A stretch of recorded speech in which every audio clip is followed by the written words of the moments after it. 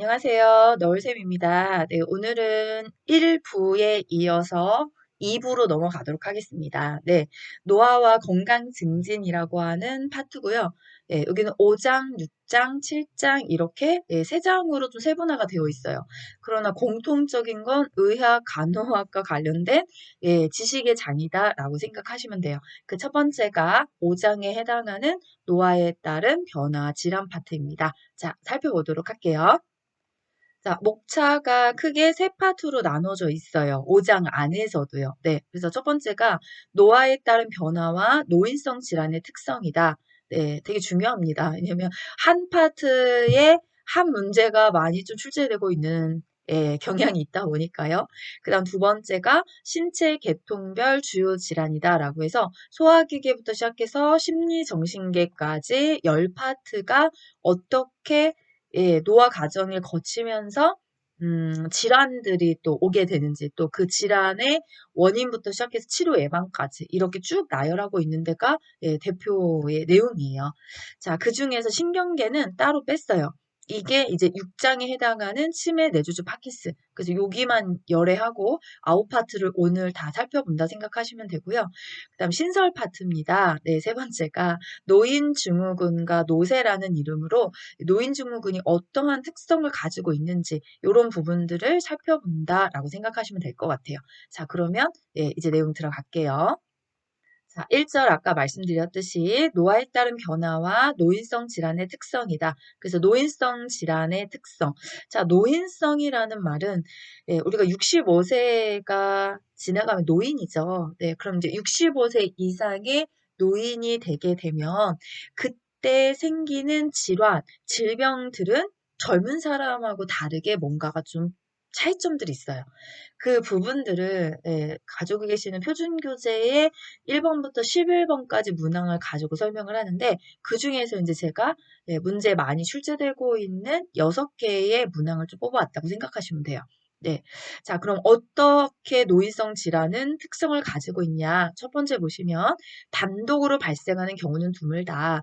한 가지의 질환만 가지고 있는 경우는 드물다는 얘기죠. 그래서 하나의 병이 있으면 또 다음 거 이런 식으로 여러 개의 질환들이 자꾸 발생하는 거고요. 증상이 없거나 애매해서 정상 노화와 구분이 어렵다. 네, 애매합니다, 정말. 소화가 안 되는 그 증상을 느낄 때, 이게 나이가 들어서 자연스럽게 노화 과정 때문에 소화가 안 되는 건지, 아니면 정말 소화기의 병명에 어떤, 질환이 생겨서 소화가 안 되는지, 증상만 가지고는 질환을 구별하는 게 어려워요. 젊은 사람들은 소화가 안 되면, 왜 소화가 안 되지? 이렇게 하고 혹시 무슨 병이 생긴 거 아닌가? 라는 어떤 느낌이 오지만, 노인들은 이게 나이가 들어서 소화가 안 되는 건지 아니면 병 때문에 생긴 건지를 정확하게 증상만 가지고 구별이 안 된다는 얘기죠. 그 말이 지금 두 번째 설명이죠. 그다음 원인이 불명확한 만성 퇴행성 질환이 대부분이다. 원인이 명확한 노인성 질환은 별로 없습니다. 치매 원인이 정확한가요? 뇌졸중의 원인, 파킨슨의 원인, 아니 원인 불명도 있어요. 그래서 원인이 정확하지 않기 때문에 사실 치료도 조금 더 힘든 이유이기도 하고요. 그 다음에 만성 퇴행성 질환이다. 퇴행이라는 말이 달아 없어졌을 때 우리가 퇴행이라는 용어를 쓰는 거잖아요. 그러면 퇴행성 앞에 만성이 붙어야 돼요. 하루아침에 자고 일어날 때 달아버렸다. 그런 건 없습니다. 그런데 요양보호사 시험에만 있어요. 오답에. 급성 퇴행성 질환이다. 그런 건 없거든요. 그러니까 요런 용어들을 잘 기억해 주시면 되고요. 경과가 길다. 경과는 병에 걸려 있는 시간. 길죠. 그다음에 재발이 빈번하고 합병증이 생기기 쉽다는 거. 또 약물에 민감하기 때문에 중독되기 쉽다. 이렇게 됐는데 우리가 약을 먹으면 불필요한, 그러니까 몸에서 필요 없는 약 안에 들어가 있는 노폐물 같은 것들이 배설이 돼야지만 돼요. 그게 간이나 신장을 통해서 소변이나 대변으로 배출이 되는데, 신장의 기능, 간 기능이 다 떨어지다 보니까 배설을 하는 그 본연의 기능을 자꾸 잊어버리는 거예요. 그래서 그런 부분이 약물에 민감하게 반응해서 배설이 되지 않고 몸 안에 쌓여 있는 거죠. 그러면 어떻게 되냐? 중독이 되기 쉽습니다. 그다음 초기 진단이 어렵기 때문에 또 치료도 늦어지는 거고요. 가벼운 질환에서도 의식 장애 발생해요. 그래서 폐렴이라든지 뭐 탈수 이런 거, 설사 이런 거만 와도 의식 장애가 쉽게 발생하는 게 또 노인성 질환의 특성입니다. 문제는 동일합니다. 다음 중 노인성 질환의 특성으로 옳은 것을 고르세요. 뭐 이런 식으로 문제가 출제되거든요. 그러니까 그런 요런 내용들을 잘 파악을 해두셔야 되고, 예, 단원이 내용이 적은데 한 문제를 꼭 많이 출제하고 있거든요. 그러니까 사실 중요도는 좀 있는 곳이다라고 생각하시면 돼요. 자, 그럼 이제 다음 내용 보도록 할게요. 자, 두 번째는 신체 계통별 주요 질환이다 이렇게 얘기를 하는데 이제 질환으로 들어가요. 근데 질환으로 들어가기 전에 자, 소화기계부터 심리정신계까지 노화가 오면 변화가 오거든요. 그래서 노화에 따른 특성, 소화기계 노화에 따른 특성, 호흡기계 특성, 심혈관계 특성, 이 노화에 따른 특성을 언급하지 않는 파트는 없습니다. 소화기계부터 심리정신계까지 다 있는데 결론부터 좀 한번 내고 갔으면 좋겠어요. 그게 뭐냐? 노화가 진행이 되면 좋아지는 게 있을까요? 거의 없습니다.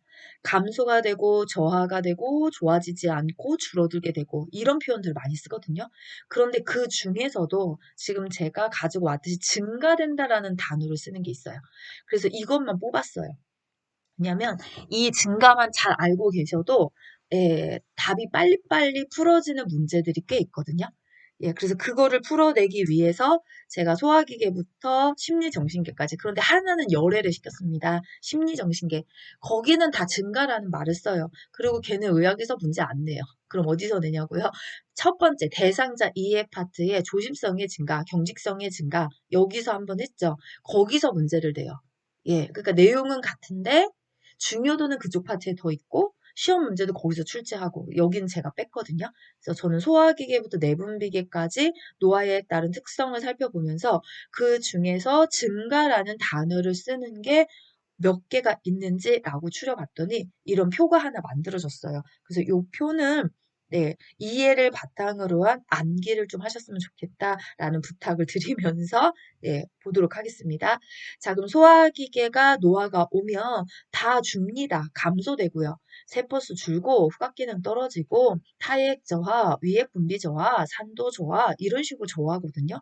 그런데 그 중에서 증가라는 단어를 쓰는 내용이 있어요. 그게 지금 여러분 보시는 화면에 나와 있는 쓴맛과 신맛만 증가가 됩니다.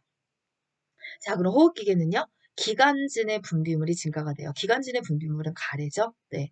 심혈관계는 근육이 두꺼워지면 증가해요. 그런데 상식적으로 근육이 두꺼워지면 탄력도 좋아져야 되거든요. 근데 노인은 그렇지 않습니다.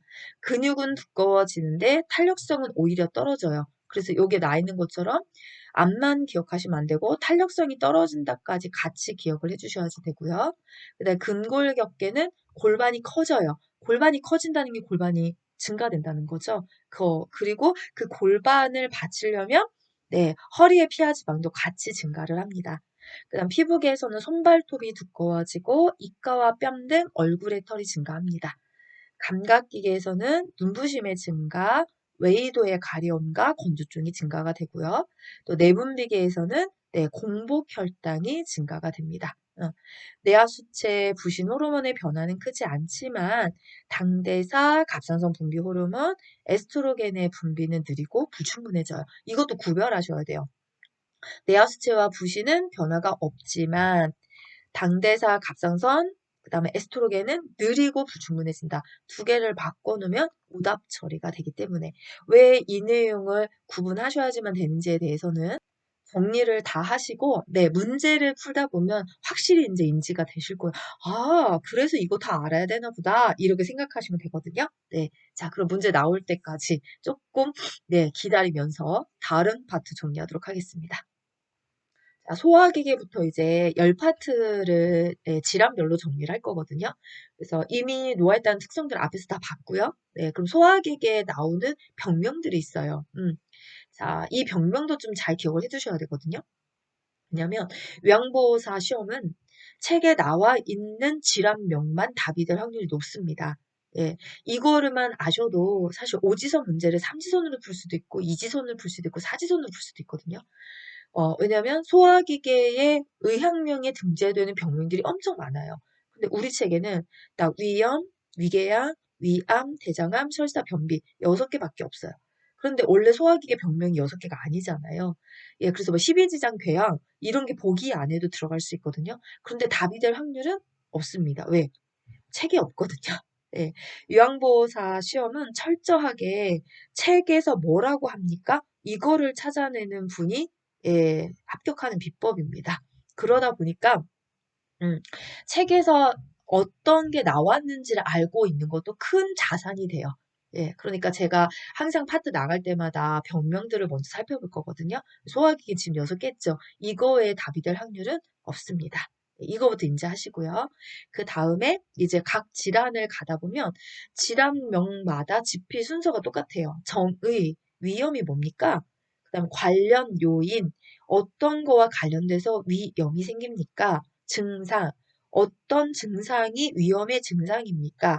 치료 및 예방, 그래서 어떻게 치료하고 예방해야 됩니까? 이 4가지 순서를 모든 병이 똑같이 나열을 하고 있거든요. 근데 그 중에서도 관련 요인이 조금 더 중요한 질환이 있고요.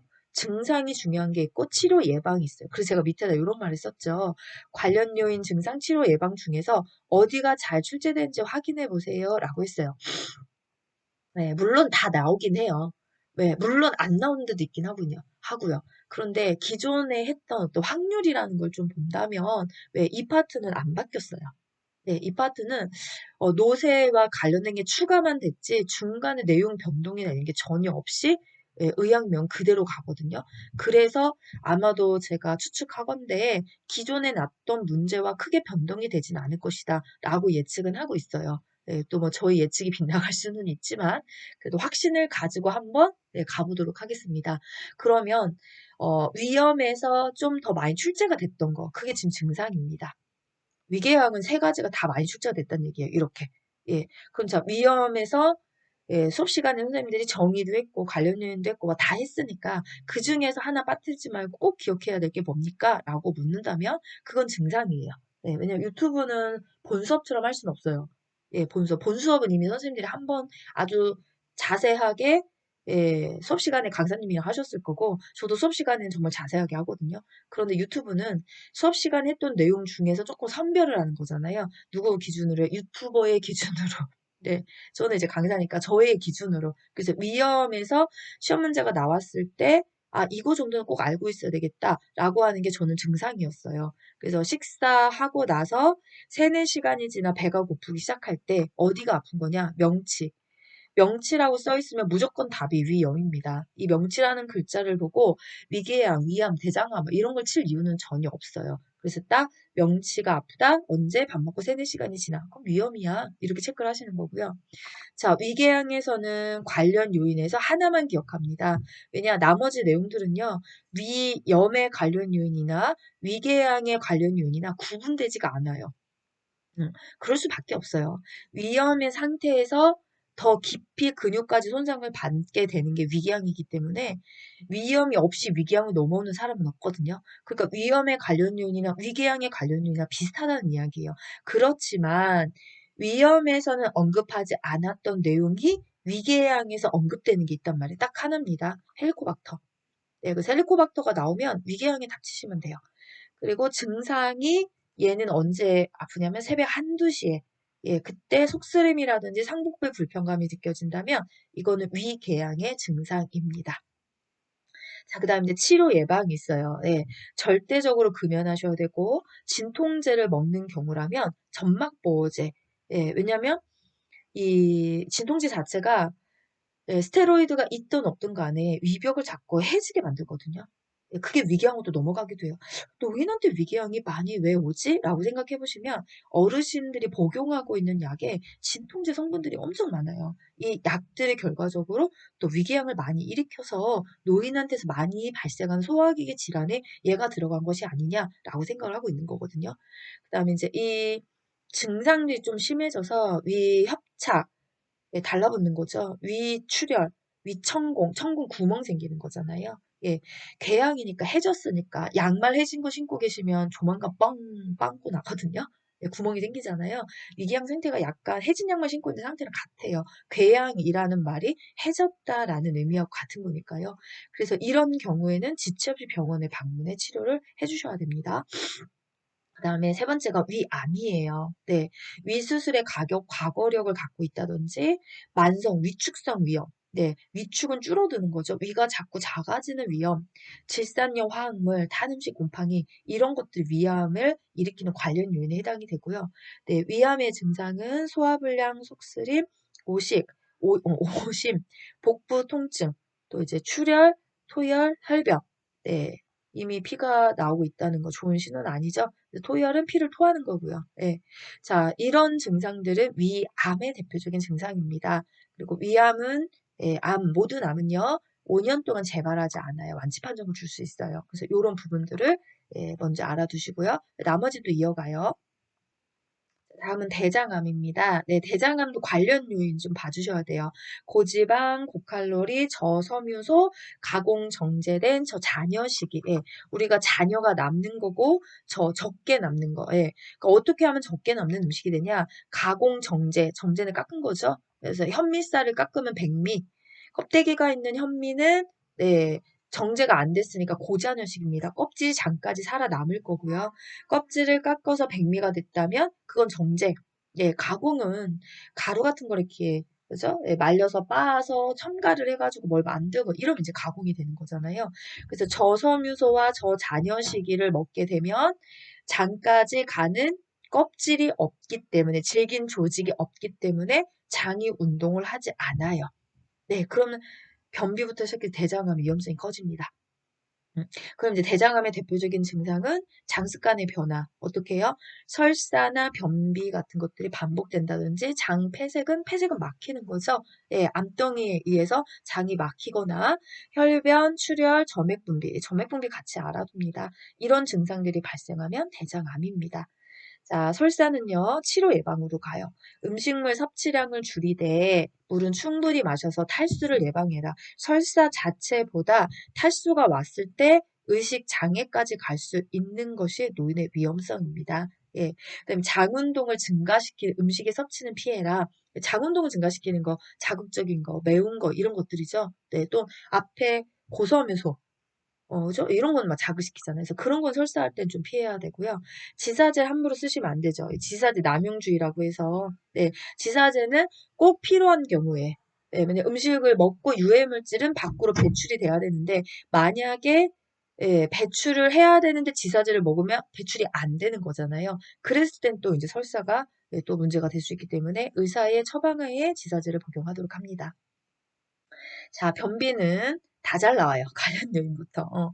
그런데 변비의 관련 요인은 우리가 상식으로 풀 수 있는 문제들은 출제하지 않습니다. 왜냐하면 변비는 의학을 공부하지 않은 분들도 많이 알고 있기 때문에 그럼 요양보호서 공부하시면서 알게 된 내용은 어떤 게 있을까요? 조금 전에 언급했던 저잔여시기를 먹는다든지 또 유바라는 약물을 썼을 때 항암제, 마약성 진통제, 제산제 예, 이런 약명들도 출제하거든요. 그래서 이런 거가 변비와 관련된 요인이고요.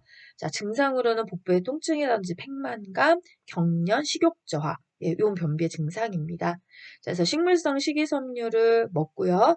네, 제일 중요한 것도 물을 많이 섭취하는 거죠. 또 운동은 장의 운동력을 높여주기 때문에 섭취를 권장하고 있습니다. 네, 자, 이제 두 번째 파트 갈게요. 자, 두 번째 호흡기계입니다. 자, 그럼 호흡기계 혹시 질환명 기억하고 계실까요? 네, 독감, 인플루엔자 있고요.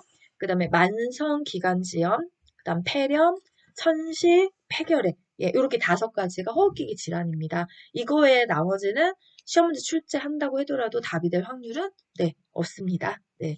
자, 그러면 첫 번째 독감, 인플루엔자, 바이러스죠. 예, 갑작스러운 발열이 독감, 인플루엔자의 대표적인 증상입니다. 그다음 치료 예방은 매년 1회 예방접종을 해서 네, 세포성 면역을 좀 증가시켜 놓기를 권장하는 거고요. 그다음 만성기관지염은 치료 예방이 항상 시험 문제에 등장했었어요. 그래서 심호흡과 기침으로 기관지 내 가래는 배출을 시켜주시고 처방받은 거담제, 가래 삭히는 약이죠. 기관지 확장제, 만성기관지염이 오시면 기도가 기관지가 좀 좁아지는 거잖아요. 그래서 좁아지는 기관지 기도를 열어주려면 확장제를 사용하셔야 되고 또 자극적인 음식은 피하셔야죠. 왜 자주 음식이 들어가면 기관지 확 또 수축이 되니까. 갑작스러운 온도도 피하셔야 되고요. 갑작스러운 온도에 의해서 또 한 번 수축이 발생합니다. 그 다음에 폐렴은 관련 요인이 사실 원인이 세 가지거든요. 세균성 폐렴, 바이러스성 폐렴, 네, 그 다음에 지금 언급한 흡인성 폐렴. 네, 흡인성 폐렴이 중요해요. 어떤 걸까요? 음식이나 이물질이 식도로 가야 되는데 기도로 넘어가서 기관지나 폐로 넘어갔다면 거기에서 그걸 이물질로 인식하기 때문에 염증이 생깁니다. 그걸 우리는 흡인성 폐렴입니다. 라고 부르죠. 자, 그럼 어떻게 치료 예방을 하나요? 세균성 폐렴은 항생제로, 바이러스성 폐렴은 증상 치료로, 예, 그 다음에 한절기 이전에 폐렴구균 예방 접종을 하셔서 네, 여기도 면역력을 좀 증가시켜 놓는 것이 폐렴을 예방하는 또 하나의 방법이기도 합니다. 다음 질환은 천식입니다. 비염이나 갑작스러운 기후변화나 매연, 먼지, 자극적인 물질에 의해서 천식이 발생할 수 있고요. 증상은 숨을 내쉴 때 쌕쌕거리는 호흡음이 들리죠. 대표적인 천식의 증상이에요. 그래서 원인이 되는 물질들로부터 피하시는 거. 담배가 원인이면 담배를 피하고 먼지면 먼지를 피하고 네, 이런 것들이 가장 중요한 치료 예방이고요. 또 운동 30분 전에 기관지 확장제를 투여해서 운동하시고 나서 기도가 좁아진다면 네, 미리 사용하고 운동을 하는 것도 권장합니다. 근데 갑작스러운 온도 변화 네, 왜냐하면 따뜻한 데 있다 차가운 데로 가면 이 또한 수축되기 때문에 그래서 이런 부분들이 치료 예방에 해당하는 거고요. 자, 우리 기관지 확장제 또는 기관지 확장 흡인기 사용 순서들이 있어요. 이 문제도 사실 시험에 종종 출제하거든요. 그래서 기관지 확장 천식 환자의 기관지 확장 흡인기 사용의 내용으로 옳은 것을 골라라. 이렇게 출제될 수 있으니까 한 번 정도 좀 기억을 해주시는 게 좋을 것 같아서 갖고 왔거든요. 사용 전에 뚜껑을 열고 흔들어라. 액상이죠. 액체가 누르면 기체가 되는데 이거 매번 사용하는 건 아닐 거예요. 응급시라든 이때 사용하시는 거라 예, 액상은 오래 내비두면 중력에 의해서 밑으로 다 가라앉아요. 그럼 위아래 농도가 다르기 때문에 사용하시기 전에 항상 흔들어야지만 위아래 농도가 같아서 정확한 농도의 용량을 사용할 수가 있거든요. 예, 효과를 볼 수가 있고요. 사용하기 전에 흔드시고 그다음 머리는 약간 뒤로 젖히시고 요렇게 하지 마시고 살짝 뒤로 젖히셔야 돼요. 왜냐면 기도로 흡인을 하는 거기 때문에 고개를 뒤로 살짝 젖혔을 때 기도가 유지가 되거든요. 그렇게 해서 예, 기도로 잘 흡입이 될 수 있게끔. 그다음 입을 열고 마개를 입으로 문 상태에서 심호흡하면서 일회 용량이 흡입되게 흡인기 눌러주시면 됩니다. 예, 이렇게 해서 폐에 도달하셨다면 네, 천천히 숨을 내쉬고요. 다음의 투약까지는 1분 정도 기다렸다가 진행하시고 이렇게 사용법에 대한 내용을 조금 참고를 해주셔야지만 돼요. 자, 이제 호흡기의 마지막 질환은 폐결핵입니다. 네, 증상의 초기는 무증상입니다. 그래서 엑스레이를 통해서 우리가 많이 또 발견하고 있는 상태고요. 2주 이상의 기침과 흉통이 있고 좀 독특한 게 오후에 고열이 발생해요. 그래서 야간 발열 이렇게도 얘기를 하거든요. 그다음에 예, 피를 토하는 혈액성 가래, 그래서 객혈이라고 얘기하죠. 이게 폐결핵의 증상이고요. 자, 치료 예방은 네, 약물 투여를 하는데 약물로만 치료를 하잖아요. 그래서 여기를 먼저 보시면 항결핵제를 투여를 하실 때 주의점이 있어요. 자의로 중단하거나 줄여서 먹으면 안 돼요. 처방된 기간에 충실하게 약을 복용하는 것이 완치의 유일한 방법이다. 짧으면 6개월, 길면 이제 뭐 1년 이상도 가기도 하거든요. 그래서 이 균을 항결핵제를 통해서 얘는 결핵균이잖아요. 균을 죽게 만들고 균이 다시 살아나지 않게 하는 것이 치료 방법이다 보니까 중간에 증상이 괜찮았다고 약을 끊게 되면 예, 아직 죽지 않은 균이 예, 이렇게 불규칙적으로 복용하면 균들이 아직 살아남아서 몸에서 증식을 하니까 치료의 실패로 돌아갑니다. 그래서 증상과 상관없이 처방받은 대로 꾸준하게 약을 잘 복용하는 것이 완치의 가장 중요한 비법이에요. 그 다음에 약이 워낙 독한 약이기 때문에 이 약을 먹다 보면 간 기능이 손상이 올 수가 있어요. 왜냐면 간에서 하는 일이 해독작용을 하는 거잖아요. 그런데 네, 이 독한 약을 먹다가 간이 손상이 될까 봐 해독한 약 손상이 오는 거죠. 그러니까 주기적으로 간 기능 검사를 하셔서 간의 기능이 손상되지 않았는지를 좀 체크해 주셔야 되고요. 또 객당 검사는 가래에서 결핵균이 배출되는지 유무를 자꾸 확인해 주는 거죠. 그리고 감염성이 있기 때문에 예, 뭐 접촉을 했거나 이런 분들은 흉부방사선 차량으로 조기 검진을 진행해 주셔야 되고요. 그다음 폐결핵은 비말 전파입니다. 비말 전파는 독감의 전파 경로와 같은 건데 기침이나 재채기를 하다가 예, 입이나 입에서 튀어나오는 가래나 분비물에 이 균이 묻어가는 거예요. 그래서 얘를 예방하기 위해서 필요한 게 기침 에티켓. 기침 예절이라고 하는 거죠. 그래서 기침이나 재채기를 할 때는 휴지나 손수건에 대고 예, 해주셔야 되고요. 또 휴지나 손수건이 없다면 손이 아니라 소매에다가 가리고 소매로 가리고 합니다. 손은 뭘 자꾸 만지고 이러다 보니까 전파율이 굉장히 높아져요. 그다음 반드시 마스크 착용해 주셔야 되고요. 이런 부분이 폐결핵에 예, 관련된 내용이었어요. 자, 그럼 이제 세 번째 파트 갑니다.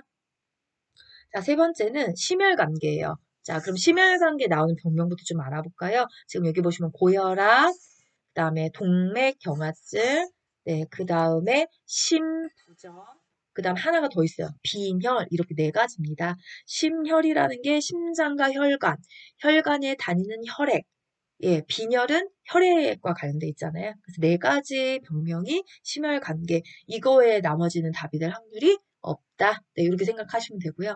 그럼 고혈압부터 살펴보도록 할게요. 자, 고혈압에 여러 가지가 있는데 치료 예방에서 예, 사실 최근에 기출의 문제를 보다 보면 여기 꼭 알고 계셔야 되는 숫자가 하나 있어요. 시험 문제 요양보사는 숫자 나오면요. 숫자만큼 정확한 게 없어요. 5와 6은 다른 거거든요. 그래서 숫자는 정확히 100% 암기를 해두시는 것이 문제를 푸는데 좀 유리합니다. 그래서 고혈압의 치료 예방에서 중요한 건 여기도 약물이죠. 그냥 약물 치료로 밖에 현재 치료라기보다 유지? 네, 그래서 약물로만 관리를 하고 있는 상황이고요. 혈압약을 꾸준히 복용해서 합병증을 예방합니다. 예, 고혈압 자체보다 합병증이 더 문제를 일으키잖아요. 그럼 고혈압 약물 치료에 대한 어떤 편견이 우리가 가지면 안 되는 거냐? 증상이 없어도 혈압이 높으면 치료해야 된다. 네, 맞아요. 무증상이잖아요. 고혈압의 대표 증상이. 그러니까 증상과 상관없이 혈압기계를 측정했을 때 혈압 수치가 높다면 약은 꾸준히 치료를 받으셔야 되고 증상이 없어도 의사의 처방이 있으면 계속 약을 먹어야 된다. 예, 무증상이니까. 그다음 혈압이 조절되다가도 약을 안 먹으면 효과가 떨어지니 처방이 있으면 계속 먹는다. 맞습니다.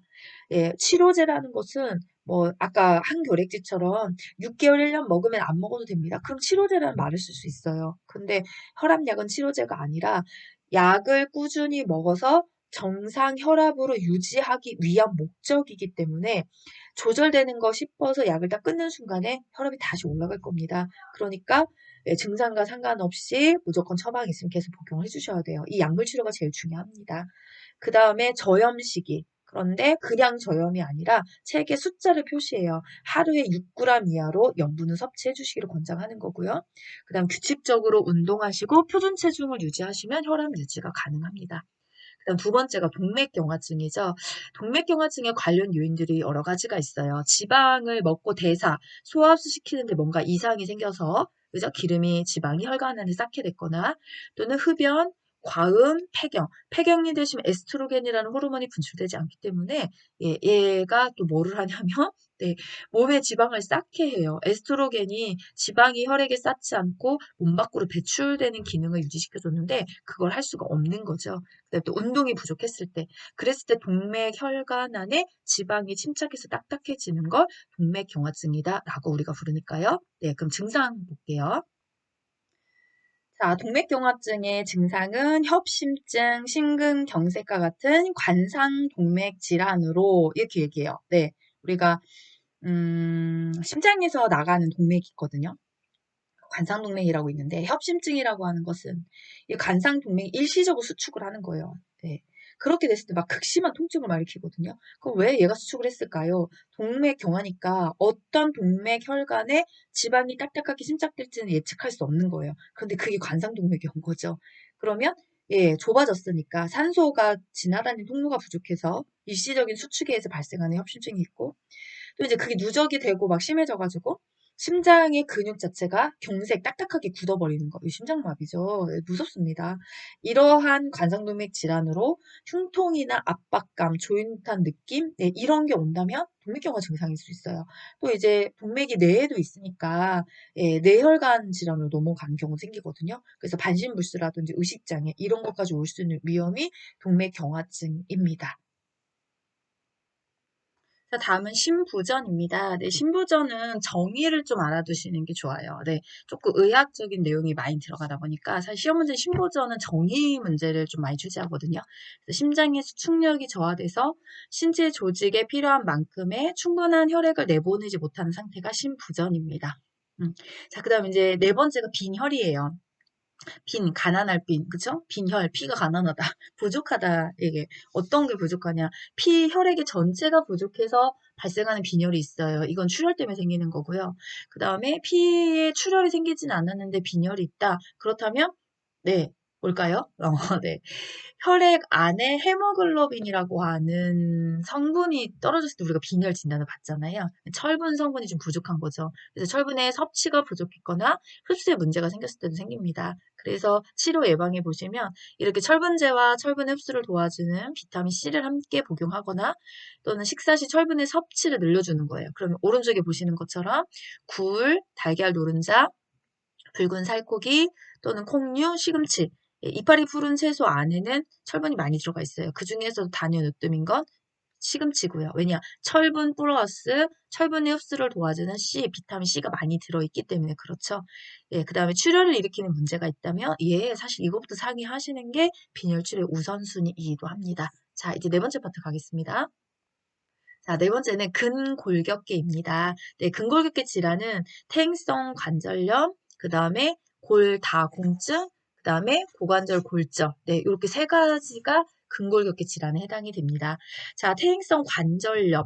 퇴행이라는 얘기는 닳아 없어졌다는 거고, 그럼 뭐가 닳았을까요? 예, 아시죠? 연골. 예, 연골이 닳아서 없어지다 보니까 뼈하고 뼈끼리 부딪히게 되고 그 부위에 염증이 생기는 거죠. 이게 퇴행성 관절염이잖아요. 그래서 대표적인 증상은 관절 부에 통증이 있어요. 아침에 일어나면 뻣뻣해지는 경직 현상이 나타나는데 보통 30분 이내에는 풀어집니다. 안 풀리면 어떻게 되나요? 여기가 아니고 다른 거예요. 네. 그다음에 운동에 장애가 생기고 관절의 변형까지 올 수가 있죠. 그래서 치료 예방에서 다 좋지만 관절에 부담되지 않은 운동을 꾸준히 해라. 수영이라든지 평평한 흙길을 걷는다든지 계단 이런 데 안 돼요. 네, 그 다음에 체조 같은 것들을 통해서 우리가 치료 예방을 하는 거고요. 이제 심하면 수술 치료를 받기도 하고요. 또 체중을 조절해서 위에서 찍어 누르는 압력을 좀 줄여주는 게 체중을 좀 조절해주는 방법이고요. 또 관절 운동하시고 옥냉, 요법, 마사지, 물리치료 이런 거 같이 진행해 주셔야 되고요. 자, 그 다음에 골다공증의 관련 요인부터 살펴보도록 합니다. 폐경이 와서 여성 호르몬이 에스트로겐이 부족하게 되면 골이 빠져나가는 걸 막아줄 수가 없어요. 그래서 골다공증이 폐경 때쯤 잘 발생하는 거고요. 또 저체중이거나 갑상선이나 부갑상선 질환 때문에 갑상선에서 칼슘을 조절하는 칼시토닌이라는 호르몬이 배출이 되는데 갑상선 질환에 오면 갑상선 기능 저하죠. 이 저하가 오면 갑상선 호르몬이 잘 분출이 되지 않을 거고 그럼 칼슘 조절 호르몬이라고 하는 칼시토닌이 잘 배출이 되지 않죠. 그러면 이렇게 뼈에 문제가 생깁니다. 그다음 척추가 골절됐거나 또는 칼슘 섭취가 부족했거나 흡연, 음주, 흡연이나 음주를 하게 되면 여성 호르몬 수치가 떨어져요. 이게 또 골다공증의 또 하나의 원인이 될 수도 있고요. 또 카페인을 과다 섭취했을 때, 카페인이 과다 섭취가 되면 칼슘 흡수를 방해합니다. 이러한 원인들이 골다공증의 원인이고요. 그래서 어떻게 치료하고 예방하나요? 필요하면 호르몬제 치료를 해야 될 수도 있고요. 또 체중을 조절해 주셔서 적당한 체중을 유지하시는 게 또 무게 하중을 줄이는, 통증을 줄이는 방법이고요. 그 다음에 비타민 D를 섭취하셔서 우리가 좀 뼈를 튼튼하게, 그래서 칼슘은 D와 섭취했을 때 흡수력을 높입니다. 그래서 비타민 D를 음식으로 섭취할 수도 있고, 또 햇볕을 쬐면 또 생성이 되잖아요. 필요하다면 약물로 복용해야 되는 경우가 생길 수도 있고요. 그 다음에 과음은 삼가시고, 금연하시고, 자, 이제 고관절 골절은 증상이 많이 출제가 됩니다. 고관절이 어디냐? 서해부와 대퇴부 부위잖아요. 그래서 그 부위에 통증이 생긴다면 고관절 골절이다라고 생각을 해주시면 됩니다. 자, 이제 다섯 번째 가겠습니다. 자, 다섯 번째는 비뇨생식기계입니다. 딱 두 개가 있어요. 보시다시피 하나는 요실금, 하나는 전립선 비대증. 요실금은 여성 노인에게 대다수 발생을 하고 있고요. 전립선 비대증은 또 남성 노인에게 발생을 하고 있죠. 요실금의 관련 요인으로는 방광의 저장 능력이 떨어졌거나 또는 골반 조절 능력, 양쪽에서 이제 골반 받쳐주는 근육이 있는데 이게 이제 저하, 수축이 되는 거죠. 능력, 힘이 좀 떨어지는 거고 그러면 방광을 받칠 수가 없어요. 그래서 골반 조절의 능력이 약화되거나 호르몬 생산 중지 또는 변비에 의해서도 요실금은 발생합니다. 여성은 주머니가 3개입니다. 앞주머니는 소변이 담는 방광, 가운데는 아기집인 자궁, 뒷주머니는 변을 담는 직장. 이렇게 3군데가 밀집이 되어 있는데 이제 노인이 되셔서 자궁이 커질 이유는 없겠지만 변비가 오셔서 직장이 크기가 커지면 앞주머니에 있는 소변주머니 방광을 찍어 눌러요. 그렇게 되면 요실금이 심해지거든요. 그래서 변비만 줄여도 요실금이 확실히 줄어든다는 이야기가 있어요. 그게 관련 요인과 치료 예방이 또 이어지는 거죠. 그다음 요실금의 증상은 종류를 좀 파악하시면 돼요. 그래서 복압성 요실금, 절박성 요실금, 역류성 요실금 이렇게 3가지의 종류가 표준규제에 실려 있는데 복압성 요실금이라는 건 말 그대로 복부의 압력이 증가돼서 소변이 밖으로 배출되는 거고요. 어떤 경우가 있을까요? 기침이나 재채기나 줄넘기나 이런 거 하는 경우죠. 네, 절박성 요실금은 절박한 거예요. 소변을 보고 싶다는 생각이 들자마자 소변이 밖으로 막 줄줄 나오는 거 엄청 절박하잖아요. 역류성은 말 그대로 흘러 넘친다는 거죠. 뭔가 배출되는 기능에 왜 문제가 생긴 거예요. 그래서 절박성과 역류성 요실금은 반드시 치료를 하셔야 되는 상황입니다. 원인을 이제 의사에게 확인하셔서 파악하시고 원인에 맞는 치료법이 적용이 돼야 되겠죠. 그다음 치료 예방으로는 골반 근육 강화 운동, 요 복압성 요실금에서는 반드시 필요하죠. 충분한 수분을 섭취하셔서 신장 기능을 유지해 주셔야 되고요. 변비를 예방하는 것만으로도 요실금 예방된다. 아까 관련 요인에서 말씀을 드렸어요. 체중 조절 필요하죠. 네, 상체의 체중이 무게가 늘어나면 자꾸만 찍어 누르는 일이 발생할 수 있기 때문에 체중 조절하는 것도 또 큰 도움이 됩니다. 그다음 이제 전립선 비대증. 네. 전립선이라는 것은 남성에게만 있는 독특한 기관 중에 하나고요. 그쵸? 이 전립선 비대가 오는 이유는 남성 호르몬이 감소가 되면서 여성 호르몬이 증가가 되는 불균형이 옵니다. 우리가 여자라고 여성 호르몬, 남자라고 남성 호르몬 있는 건 아니잖아요. 태어날 때 같은 양을 갖고 태어나다가 2차 성징을 거치면서 여성은 여성 호르몬이 늘어나고 남성은 남성 호르몬이 증가가 됩니다. 그런데 갱년기를 또 한 번 거치면서 여성 호르몬이 여자는 없어지고 폐경을 거쳐서 줄어들잖아요. 남성 호르몬은 차츰차츰 감소가 되고요. 그러니까 남자분들이 남성 호르몬이 훨씬 많다가 갱년 폐경기를 거치면서 남성 호르몬이 줄어드는데 이전에 갖고 있던 여성 호르몬 상대적으로 증가가 되는 거예요. 이런 불균형 때문에 전립선이 자꾸 커지는 겁니다. 오래 사는 남자 노인분들은 커지지 않는 남자 노인은 아무도 없어요. 오래 살면 살수록 전립선 비대는 점점 심해지실 거고 이게 예전에는 단명을 하셨으니까 큰 문제가 되지 않았지만 최근에는 또 오래 사시다 보니 남자분들 사이에서 전립선 비대증이라는 질환이 또 한 번 새롭게 이슈가 돼서 생겨나고 있는 거고요. 아주 많이 불편합니다. 여성분들의 요실금은 나오지 말라는데 나오는 거고 남성분들의 전립선 비대는 나오라는데 안 나오는 거고 둘 다 불편하지만 저는 상대적으로 전립선 비대증이 더 힘들 거라고 생각해요. 네, 왜냐면 쥐어짜야 나오거든요. 힘을 줘야지만 나오고 소변 줄기가 가늘어지고 이렇게도 안 나오는 경우가 있어요. 이제 그런 경우에는 정기적으로 소변줄을 삽입해서 그죠? 이제 넬라톤이라고 해서 도뇨가 아니죠. 소변을 빼는 관을 삽입해서 정기적으로 소변을 배출해주지 않으면 안에서 소변이 쌓이면 방광염이 발생할 수가 있어요. 그리고 이제 막아내는 방법이 딱히 없어요. 적정 체중을 유지하셔야 돼요. 그래서 비만 생기지 않게 하셔야 되고 또 술을 많이 드시게 되면 전립선이 더 커지거든요. 그래서 금주를 좀 진행해 주셔야 되고 이렇게 비뇨생식기계는 2가지 질환이 있습니다. 자, 이제 다음 갑니다.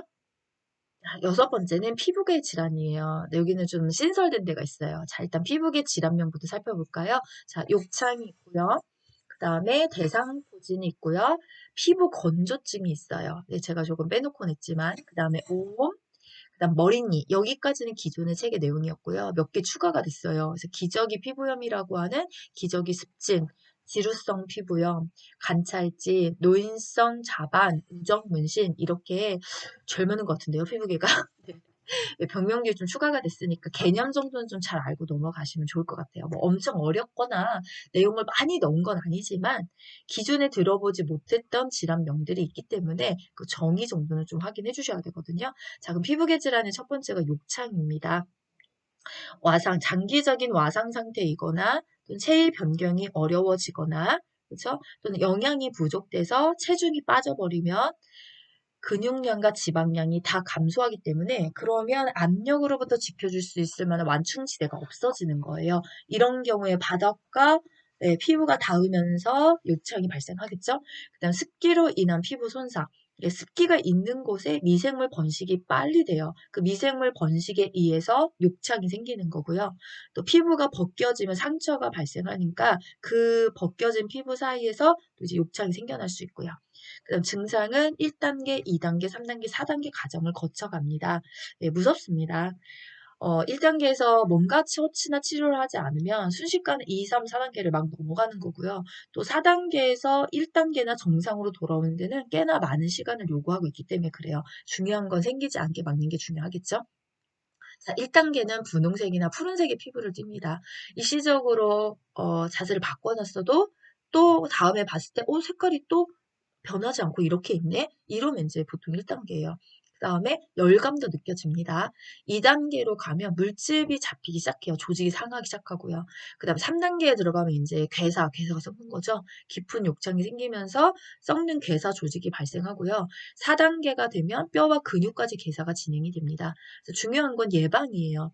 침대에서는 2시간마다 자세를 바꿔주셔야 되고 의자에서는 앉아 계시면 꼬리뼈 천골의 압력이 더 가기 때문에 욕창 발생률이 높아집니다. 왜냐 가장 호발이 많이 되는 곳이 꼬리뼈 천골 부위이기도 해요. 그래서 의자는 1시간마다 체위 변경해 주셔야 되고 아까 습기로 인한 미생물 번식이 있다고 했으니까 젖은 침대 시트는 바로바로 교체해 주시고 뼈 주위에는 베개를 끼워서 압력으로 발생하는 욕창을 좀 막아내셔야 되고 또 이제 도넛 모양의 베개를 사용하는 경우가 있는데 이 도넛 모양의 베개는 사용하지 않습니다. 그냥 압박받는 부위에 순환을 더 저해야 할 가능성이 있기 때문에 그거는 사용하지 않고요.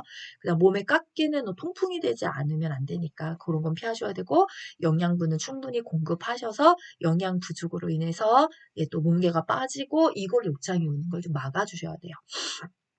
자, 그 다음 이제 두 번째 질환은 대상포진입니다. 과거에 수두 바이러스를 알았던 사람에게서 많이 생기는 거고요. 대표적인 증상은 자결감이죠.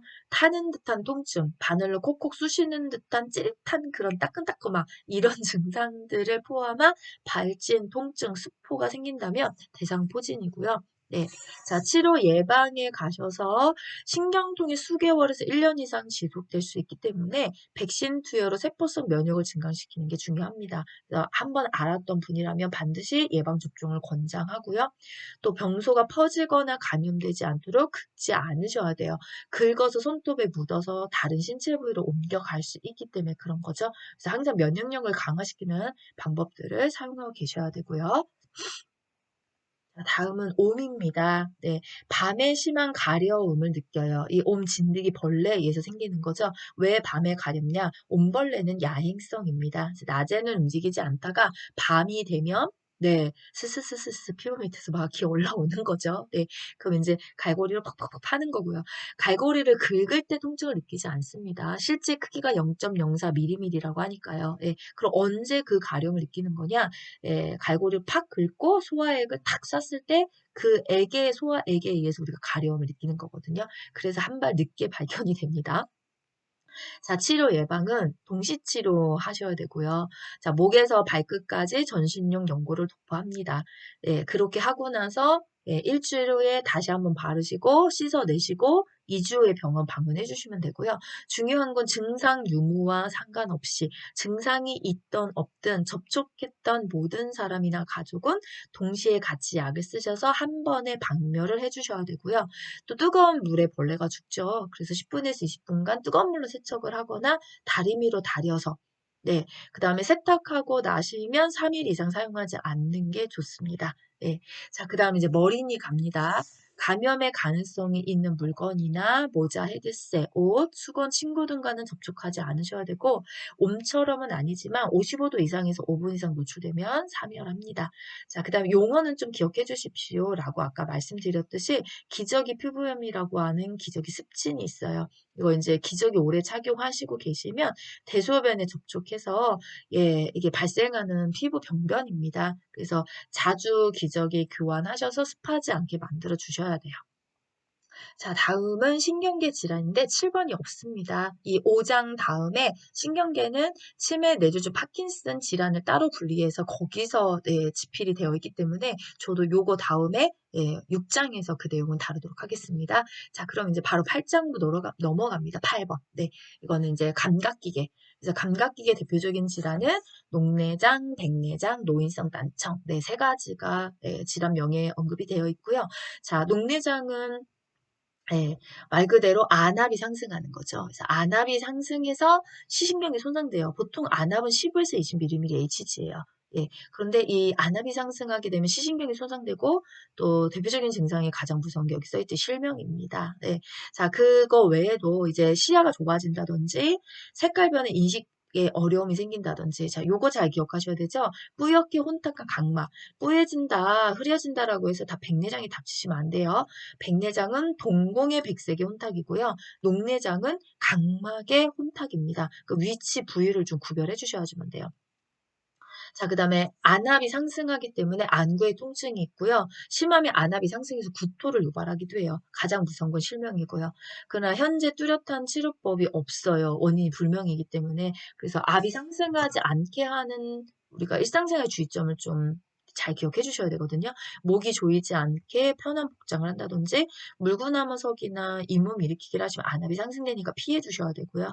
고개를 숙이고 장시간 책을 보는 건 하지 않습니다. 그리고 또 이제 한눈에 녹내장이 있다면 다른 눈에도 발생할 수 있으니까 양눈 정기적으로 같이 검사를 진행해 주셔야 되고요. 또 갑자기 기온의 변화가 생기면 발작을 할 수 있으니까 그런 건 조심해 주셔야 되고요. 자, 그다음 두 번째 질환은 백내장입니다. 우리가 백내장은 눈 안에 수정체가 혼탁해져서 빛이 들어가지 못해서 시력 장애가 발생하는 거예요. 그래서 동공, 수정체가 동공 안에 있거든요. 까만 눈동자 동공에 백색의 혼탁이 생기면 그건 백내장입니다. 그러니까 불빛 주위에 무지개가 보일 거고요. 낮과 밝은 불빛에 눈부심이 굉장히 심해요. 그래서 여기도 초기에 치료로 초기에 병원에 진단을 받으셔서 치료제 복용이나 점화내고 속도 늦춰줄 수 있습니다.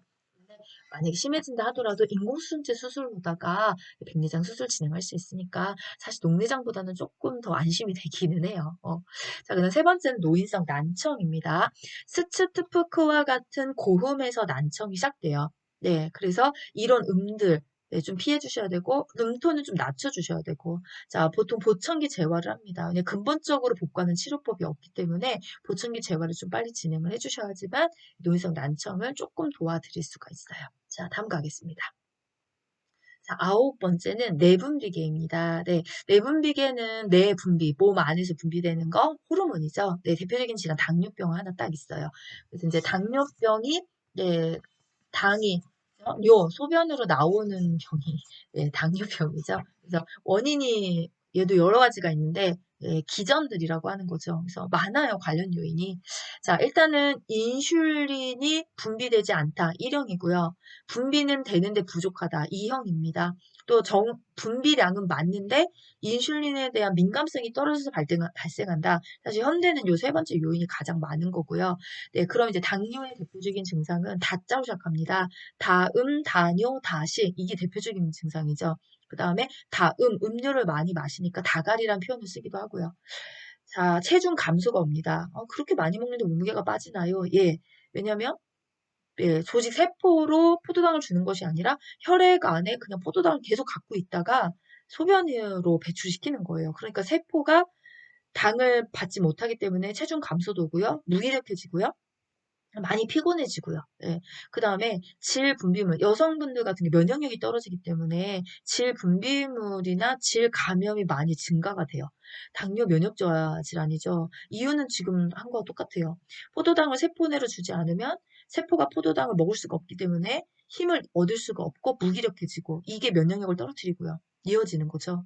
남자분 같은 경우에는 혈관에 힘이 없어지죠. 예, 발기부전이 생기는 거죠. 그래서 질 분비물이나 질 감염의 증가, 발기부전은 비뇨생식계가 아닙니다. 거긴 요실금 전리성 비대밖에 없었어요. 여기 증상입니다. 당뇨병. 많이 틀려요. 여기 시험 문제 나오시면 꼭 기억을 해두시고요. 그다음에 당뇨병의 치료 예방으로는 식이요법. 네. 그래서 식이요법에 당이 좀 적은 네, 성분들, 사탕, 주스, 아이스크림 피하시고요. 근데 요걸로는 충분히 안 돼요. 이건 나중에 가사에서 좀 한번 다뤄야 될 내용이고요. 일단 규칙적으로 먹고, 반찬 싱겁게 먹고, 네, 그 다음에 혈당 수치가 좀 적은 네, 음식들을 먹어야 되겠다. 이런 게 이제 식이요법의 좀 대표적인 내용들이죠. 그 다음에 운동요법. 네, 운동하셔야 돼요. 운동만 하셔도 혈당이 떨어지거든요. 예, 그런데 이제 어떻게 하는 게 가장 효과적이냐? 밥 먹고 바로 운동하시는 게 아니라, 왜냐면 30분에서 1시간 동안은 위의 음식물을 가지고 있잖아요. 그때 포도당이 혈액으로 풀어내는 거기 때문에 밥 드시고 30분에서 1시간 경에 혈액 안에 혈당이 내려왔을 때 그때 운동하는 것이 가장 효과적입니다. 그 다음에 약물요법으로 인슐린은 위장관에서 파괴가 돼요. 예, 그래서 파괴가 되기 때문에 반드시 뭐냐면 얘는 주사제로밖에 우리가 주입을 할 수가 없다는 거. 자, 그 다음에 제가 그림에 가지고 온 게 뭐냐면 예, 당뇨병 대상자 발관리법입니다. 이것도 잘 기억을 해주셔야 돼요. 그래서 혈당, 혈압 숫자 관리하셔야 되고 깊게 발은 관찰하셔서 혹시 상처 난 곳이 있지는 않은지 봐주셔야 되고요. 네, 그 다음에 발 씻고 꼭 말려주셔요. 습기로 인해서 미생물 번식이 되죠. 발이 건조하다면 건조한 곳으로 네, 또 갈라지면 세균 침투할 수 있으니까 건조하지 않게 해주셔야 되고 양말 착용 권장합니다. 양말을 착용하셔야 부딪히거나 이렇게 됐을 때 좀 상처가 적게 생기거든요. 상처가 나시면 이게 회복이 안 되고 상처 치유가 지연되면서 심하면 절단까지 가는 일이 생기기도 하잖아요. 그래서 양말 착용, 앞이 넓은 신발, 앞이 막힌 신발. 그래서 슬리퍼나 샌들 같은 건 권장하지 않습니다. 발톱을 일자로 깎아주셔서 발톱이 살을 파고 들어가지 않게 그다음 금연해주시고 자 당뇨의 증상 중에 또 하나가 감각 이상이나 감각 저하가 발생해요. 그래서 뜨겁고 차가운 거 잘 못 느낄 수 있기 때문에 차갑거나 뜨거운 곳에 노출되셨다가 만약에 화상이나 동상을 입게 되면 이것도 또한 예, 문제를 유발시킬 수 있는 걸로 넘어가기 때문에 그런 것들은 감각 이상 조화로 인해서 피해 주셔야만 됩니다. 이제 마지막 10번째 파트예요. 심리정신계 내용이 좀 많죠? 네. 네. 좀 그래도 정리를 하고 가셔야 돼요. 자, 심리정신계는 두 가지예요. 하나는 우울증, 하나는 선망. 우울증은 좀 많이 들어보셔서 익숙하시겠지만 선망은 좀 낯설기도 합니다. 그래서 거기 개념 정리 좀 잘 해주셔야 되는데 우울증의 증상도 있고 여러 가지가 있지만 좀 중요한 건 증상은 이렇게 치매와 좀 비교를 해보시면 좋을 것 같아요. 이런 표도 문제에 종종 출제하거든요. 그래서 우울증과 치매를 비교해서 우울증 급격히 발생하고 짧은 기간에 걸쳐서도 생길 수 있고 정신과적인 병력이 있을 때 더 잘 생기고 기억력 장애를 호소합니다. 그래서 질문을 하면 모른다고 대답하는 경우가 많아요. 그다음에 인지기능 저하의 정도의 편차가 심합니다. 아는 날이 있고 모르는 날이 있고 이렇게. 그다음에 단기기억과 장기기억이 같이 떨어집니다. 그거에 비해서 치매는 서서히 발생하고 과거의 정신과적 병력은 없어요. 기억력가 문제가 없다고 주장하기 때문에 물어보시면 모른다는 소리보다 근사치의 대답을 많이 합니다. 자, 일관된 인지기능의 저하라고 하는 것은 오늘보다 내일은 더 몰라요. 내일보다 모레는 더 모르고 시간이 지나면 지날수록 인지 기능이 점점점 떨어집니다. 그 다음에 단기 기억이 먼저 심하게 떨어져요. 그 다음에 증상은 기억력 저하가 먼저 시작되는 거고요. 이렇게 바꿔놓고 옳게 설명한 것은 이라고 물을 수 있기 때문에 표를 좀 구별은 증상은 이 표로 해주시는 게 좋고요. 또 치료 예방에 보자면 정신과 외래를 방문하셔서 상담과 약물치료 꼭 병행하셔야 됩니다. 완치 받으실 수도 있어요. 사실 재발률이 높긴 하지만 치료가 안 된다라고 말하는 건 네, 아니거든요. 됩니다. 주변의 긍정적인 지지가 꼭 필요하고요. 느낌이나 분노는 인정하고 수용했다면 언어로 표현까지 해서 다 해소시키는 걸로 쌓아두시면 안 되겠죠. 그 다음에 가장 중요한 건 햇볕을 받으면서 규칙적으로 운동했을 때 네, 아마도 치료가 가장 잘 됩니다. 네. 자, 이제 두 번째 질환인 선망입니다. 네. 자, 선망은 의식에 장애가 있고요. 주의력의 감퇴가 생깁니다. 집중력이죠. 수시간이나 수일에 걸쳐 호전과 악화를 반복하는 게 대표적인 증상입니다. 네, 선망은 증상으로밖에 설명할 수 없어요. 이러한 증상이 발생이 되는 원인들이 있거든요. 네, 그래서 엄청 다양하죠, 원인들이요. 예, 그래서 여러 가지 원인들이 있지만, 네, 어떤 그 소인적인 가지고 있던 인지가 손상된 선망이 나타나기도 하고, 만성 신기능 부전 때문이기도 하고, 약물 때문이기도 하고, 유치도능한 사용이기 때문이기도 하고, 예, 정말 다양해요. 노인분들은 입원만 하셔도 이렇게 되는 경우 있거든요. 그런데 이게 이 증상을 가지고 이게 선망인 거, 치매인 거, 치매를 오해하시는 분들이 꽤나 많아요. 연세가 있는 분들한테서 갑자기 이런 증상이 생기다 보니까 그러나 두 개의 증상은 확연히 다릅니다. 선망은 갑자기 발생해요. 급성 질환. 그래서 시험 문제에 수시간 내지 수일이 나오시면 선망이 답일 확률이 가장 높아요. 앞에서 노인성 질환에서 기억이 나실까 모르겠지만 대부분의 노인성 질환들은 만성 퇴행성 질환이에요. 그런데 하루아침에 갑자기 이런 일이 생겼다? 선망일 가능성이 굉장히 높습니다. 그래서 급성 질환의 대표 주자가 선망 하나밖에 없어요. 예, 대체로 회복이 된다는 얘기는 원인이 치료할 수 있는 것이면 우선 치료를 하시면 예, 치료가 됩니다. 근데 원인이 치료할 수 없는 거라면 사실 치료도 어렵지만요. 그 원인 치료가 되니까 회복이 됐고 처음부터 의식장애가 오기 때문에 초기에 사람을 못 알아봅니다. 신체 생리적 변화가 심하다는 건 생리는 자연스럽다는 거예요. 네, 그래서 선망이 와서 소변 조절이 안 돼서 예, 소변을 막 주주주 밖에다 싸시게 되는 이런 일이 생겼는데 예, 선망이 치료가 되시면 다시 원상 정상 돌아갑니다. 이게 생리적 변화잖아요. 예, 그다음 의식의 변화 처음부터 있어요. 그 주의력에 이게 막 떨어지고 의식의 장애가 와서 졸린 눈이 되고 사람 못 알아보고 수면 양상이 매우 불규칙적이고요. 그거에 비해서 치매는 만성 질환이기 때문에 서서히 생기고 대부분 만성이고요. 처음부터 사람을 못 알아보는 건 아니잖아요. 나중에 사람을 못 알아보죠. 신체 생리적 변화는 적습니다. 한 번 기능이 손상되면 쭉 이어지는 거지 다시 원래로 돌아오는 경우는 많지 않습니다. 그다음에 말기까지 의식의 변화는 적고요. 주의 집중 별로 떨어지지 않아요. 네, 예, 선망은 예, 처음부터 집중 확 떨어지잖아요. 그렇지만 치매는 그렇지 않아요. 기억력이 떨어지는 거죠. 네. 자, 그다음에 선망은 어떻게 치료하나요? 진압력을 유지시켜줘요. 예, 왜냐하면 진압력이 유지가 잘 안 돼요. 그래서 장소, 사람 이런 걸 인식할 수 있게 도와주시고 신체 통합성 유지, 예, 그래서 신체 마사지라든지 운동 같은 거 해주시고요. 개인의 정체성 유지, 요거 좀 잘 알아두셔야 되겠죠. 정체성이라는 건 당신은 누굽니까? 나의 정체요? 이러이러한 사람인데요. 그래서 가족을 방문하게 합니다. 그래서 접촉하는 사람의 수는 줄이고 가족 구성원이 좀 들어오게 하는 거예요. 그럼 가족 구성원이라고 하는 관계 설명이 잘 되잖아요. 누구 아빠였네요. 누구 엄마였네요. 누구 남편이었네요. 누구 할머니였네요. 그런데 아무도 모르는 관계를 설명할 수 있는 사람이 들어온다면 굉장히 혼돈이 돼요. 나의 정체 찾을 수가 없거든요. 그래서 접촉하는 사람은 줄이고 가족 구성원을 방문하게 하는 거. 이게 정체성 유지법입니다.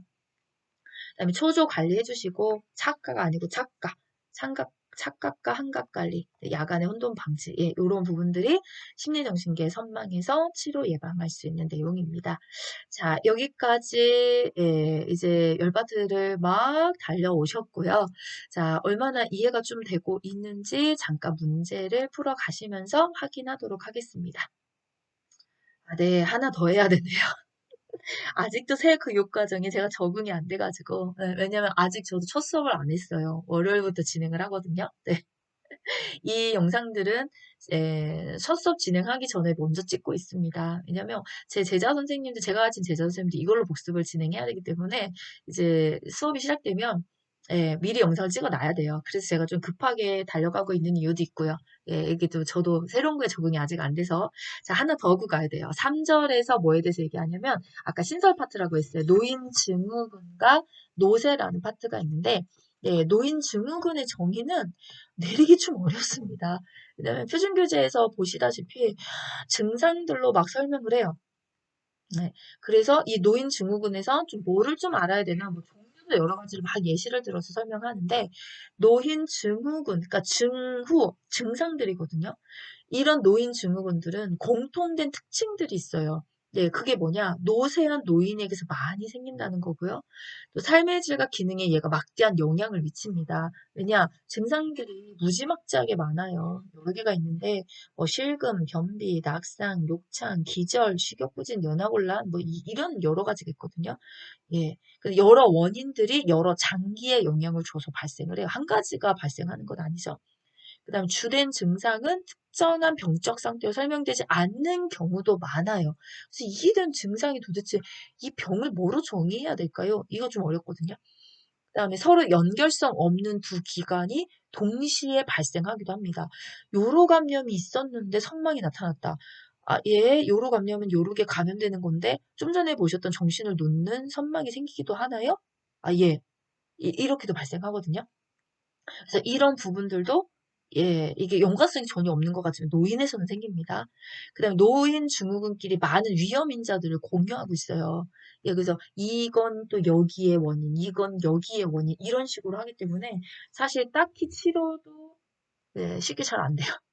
네. 그래서 이 도대체 무슨 병인지 잘 모르겠는데요. 이렇게 얘기하는 게 노인 증후군이기도 하고요. 노인분들은 증상이 나타났을 때 증상에 따른 치료가 반드시 접근이 돼야지만 돼요. 근데 노쇠라는 말 우리 옛날에 사실 많이 썼죠. 여러 가지 신체 기관의 기능이 노화에 따라 감소가 돼서 나타나는 걸 노쇠라고 해요. 그러니까 기관의 힘을 다 잃어버린 거예요. 그래서 기운이 없어진다. 걸음걸이가 뭐 느려진다. 근력이 떨어진다. 그래서 이런 부분이 우리가 노쇠다라는 이야기를 하거든요. 그래서 노쇠에서는 가장 대표적인 게 근감소증입니다. 근력이 많이 약화되는 거. 예, 그래서 여러분 수업 시간에 하셨을 거예요. 손가락 링이라고 해서 이렇게 손가락으로 네, 검지와 검지를 붙여가지고 종아리군요. 이게 붓냐, 부족하냐, 넘냐 이렇게 근육이 많아야지 사실은 튼튼한 거니까요. 이제 그런 부분들을 예, 우리가 예, 노쇠에서 또 한번 진단해 볼 수 있는 거고요. 그리고 이런 것도 있습니다. 제가 준비하진 않았지만 노쇠 예방 7대 수치, 건강 가화 만사성 이렇게 해서 네, 성실하게 운동하세요. 만성질환 관리하세요. 강한 치아 만드세요. 이런 것도 수업 시간에 진행하셨을 겁니다. 그런 거 같이 알아두시면 좋을 것 같아요. 자, 이제 살펴보셨으니까 문제 진짜 볼게요. 자, 참고로 제가 문제를 많이 가져오지는 않습니다. 왜냐면 지금 개념 정리이다 보니까 문제 위주가 아니어서 개념에 대한 걸 얼마나 좀 잘 이해하냐, 얼마나 이해를 잘하냐에 따라서 문제 푸는 속도가 달라진다라는 걸 보여드리기 위해서 제가 문제를 갖고 온 거고요. 문제는 아마도 요 개념 정리가 다 하고 나면 이제 출판사에서 문제집이 출간이 되면 그 모의고사 문제 800문제를 좀 네, 문제풀이로 진행할 예정이거든요. 저는 80개 한 번에 다 못 풀어요. 힘들어서. 네, 좀 꼼꼼히 하는 편이기도 하고요. 그래서 아마도 800문제가 10개면 한 20파트 이렇게 한 몇 달이 지금 진행이 될 거거든요. 그 문제들로 제가 직접 만든 문제로 문제풀이를 할 거예요. 그래서 그때 문제를 좀 집중해서 볼 거고요. 요렇게 단원 정리할 때는 맛보기 문제라고 좀 생각하시면 됩니다. 자, 그럼 1번 문제부터 같이 풀어보시면서 개념 정리가 잘 되면 아, 정말 문제 답이 잘 보이는구나 라는 걸 한번 좀 느껴보셨으면 좋겠거든요. 자, 1번 들어가겠습니다. 노화로 간 기능이 저하돼서 나타날 수 있는 것은 1번 약물 대사 능력 감소, 2번 칼슘 흡수 증가, 3번 타액 분비 증가, 4번 지방 흡수 증가, 5번 위산 분비 감소. 네, 정답은 1번입니다. 자, 간 기능이 떨어지면 약물의 대사와 제거 능력이 저하됩니다. 제가 아까 앞에서 전반부에서 했듯이 간에서 하는 역할이 약물을 대사하고 제거, 몸 밖으로 배출시켜주는 역할을 해요. 그런데 노화가 되면 이 간 기능이 떨어지죠? 예, 그럼 약물의 대사 능력도 같이 떨어집니다. 자, 우리가 대사라고 하는 것들은 이렇게 섭취한 음식물을 조직에 필요한 영양소 형태로 변화를 시키고 또 이용하고 남은 건 노폐물을 다시 간으로 보내면 간에서 그거를 배출시키는 역할을 해요. 그런데 노화가 되면 이게 떨어지니까 예, 이렇게 약물 대사 능력이 떨어진다. 조금 네, 개념이 좀 필요한 부분이기는 해요. 왜냐면 이제 의학이 조금 들어가서 그렇거든요. 근데 어렵진 않습니다. 이렇게 이해하고 가시면 충분할 것 같아요. 자, 2번입니다. 노화에 따른 근골격계의 변화로 옳은 것은 1번 추간판이 얇아진다. 2번 허리의 피하 지방이 감소한다. 3번 골반이 좁아진다. 4번 뼈의 질량이 증가한다. 5번 근긴장도가 증가한다. 자, 정답은 1번입니다. 자, 기억이 나실까요? 제가 아까 변화들은 증가되는 내용들을 기억하고 계셔야 됩니다라고 말씀드렸어요. 그럼 만약에 근골격계의 증가가 이거였죠. 골반이 커진다, 허리에 피하 지방이 증가한다. 그 이 문제를 딱 보시는 순간에 머릿속에 두 가지가 딱 있다면 네, 두 개를 딱 줄여낼 수 있습니다. 그러면 네, 두 개뿐만이 아니죠. 왜? 아, 증가되는 건 골반하고 피하지방밖에 없는데 뼈의 질량, 근기장도 아니잖아. 그냥 답 1번이에요. 사실 추간판이 뭔지 몰라도 풀 수 있는 문제입니다. 그래서 제가 증가는 암기를 하셔야 됩니다라고 앞에서 딱 고정하고 온 거예요. 이렇게 문제를 풀기 위해서. 네, 저도 이렇게 풉니다. 네, 다음 문제에서 또 한번 확인할까요? 3번 노화에 따른 심혈관계 변화로 오른 것은 1번 최대 심박출량 증가, 2번 최대 심박동수 증가, 3번 심근의 두께 감소, 4번 말추혈관으로부터 심장으로의 혈액순환 증가, 5번 심근의 탄력성 감소. 정답은 5번입니다. 자, 심혈관계 증가되는 표현이 있었죠. 근육이 두꺼워지는데 탄력성은 떨어진다. 네, 그러면 이 근육이 두꺼워진다를 기억하셨다면 증가, 근육이 두꺼워지는데 아니 얘네는 그런 말 없는데 그 다음에 근육이 두꺼워지는데 심근이잖아요. 그거 증가인데 예. 그 다음에 그럼 이제 이지선은 줄어들었어요. 자, 근육이 두꺼워지는 탄력성이 떨어진다 라고까지 기억하셨으니까 정답 딱 5번 보일 겁니다. 이렇게 풀면 되거든요. 그래서 변화들은요. 시험 문제에 많이 출제될 땐 4개까지도 출제가 됐었어요. 왜? 내분비계 빼고 9파트. 내분비계는 한 번도, 아니, 내분비계 아니라 심리정신계. 심리정신계는 한 번도 출제되지 않습니다. 이건 제가 대상제 2에서 나온다고 그랬죠. 그럼 소화기부부터 내분비계까지 9개 파트에서 많게는 4문제, 적게는 3문제까지 출제를 하거든요. 4개와 3개를 빨리 맞출 수 있는 방법은 제가 앞에서 표로 정리해드렸던 증가되는 표현들만 암기하고 있는 거예요. 그럼 이렇게 오지선을 딱 3지선 줄여놓고 자, 말추혈관으로부터 심장의 혈액순환이 감소됩니다. 왜? 증가는 심장의 근육이 두꺼워져 제가 하나밖에 없다고 그랬잖아요. 그냥 볼 것도 없이 감소해요. 그랬다면 정답 5번이 금방 보이셨을 겁니다. 예, 이제 왜 그런 개념 정리가 필요한지 아시겠죠? 다음 문제 가겠습니다. 4번입니다. 설사를 하는 대상자를 돕는 방법으로 옳은 것은 1번 카페인 음료를 마시게 한다. 2번 설사 초기부터 지사제를 복용한다. 3번 우유 섭취량을 늘린다. 4번 고지방 음식 섭취를 제한한다. 5번 복근 강화 운동을 하게 한다. 네, 정답은 4번입니다. 네, 설사를 하고 계시면 고지방 음식 섭취, 예, 이거 자극적인 거 피하셔야 되잖아요. 그래서 카페인 음료가 아니라 물을 계속 마셔서 탈수를 예방하셔야 되고, 예, 지사제는 함부로 복용하시면 안 되죠. 의사에게 원인을 확인하고 원인에 따른 치료가 돼야 되는 거고요. 우유는 장 운동을 증가시켜요. 그래서 얘는 피하셔야 되고, 복근 강화하고는 여기와는 크게 상관이 없습니다. 다음 문제요. 자, 5번 복압성 요실금 대상자를 돕는 방법으로 옳은 것은 1번 수분 섭취를 줄인다. 2번 골반 근육 강화 운동을 하게 한다. 3번 낮에는 기저귀를 채워준다. 4번 줄넘기를 권장한다. 5번 식이섬유가 적은 음식을 제공한다.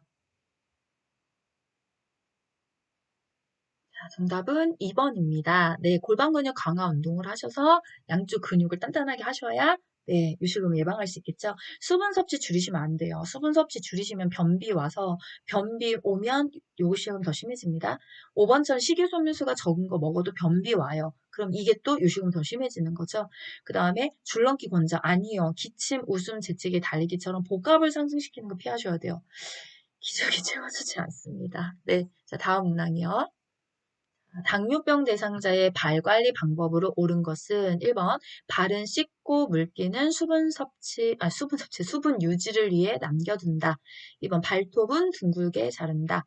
3번 발가락 보호를 위해 양말을 착용한다.